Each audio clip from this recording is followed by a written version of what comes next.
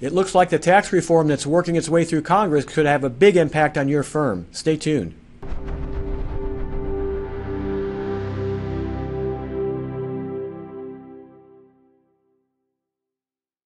How a contingent fee law firm expenses their case expenses is so important, and it's about to become more important because the new tax laws appear to be changing. So to help us understand what's going on this topic, I've invited CPA and lawyer Joe Fournier to join us. Hi, Joe. Hi, Mike. How are you? We're doing great. It's always good to see and speak with you. And boy, things are really apparently going to change soon when it comes to contingent fee case expenses. Can you tell us what's going on with that? Maybe a little history at first on that? Sure. Well, there are certainly, it is beneficial for a law firm when they can deduct advanced case expenses on their financial statements in the current year, the year expense. However, the tax laws have historically not looked upon that favorably. Mm-hmm. It's not really the proper treatment. Although ordinary and necessary business expenses are deductible when they are incurred, mm-hmm. the tax laws historically have treated those expenses as more like an accounts receivable on the balance sheet because they are going to be recovered.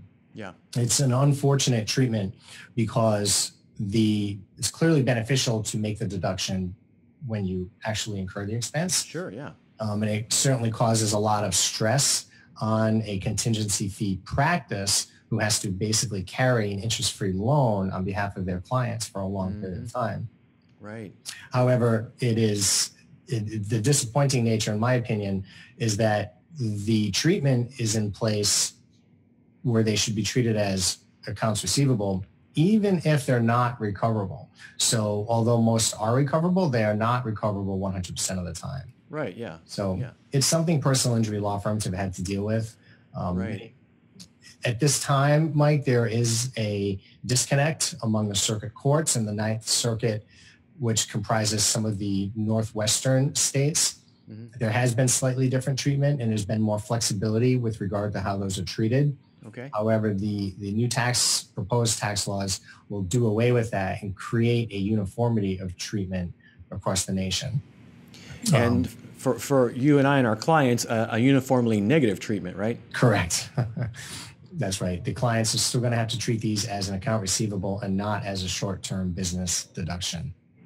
Right. So I think we're both familiar with the private letter ruling from the IRS, 824-6013, which is, I think you're referring to earlier, which is really more of a guidance for IRS agents. And now, if this goes through, it appears it's actually going to be in the tax code.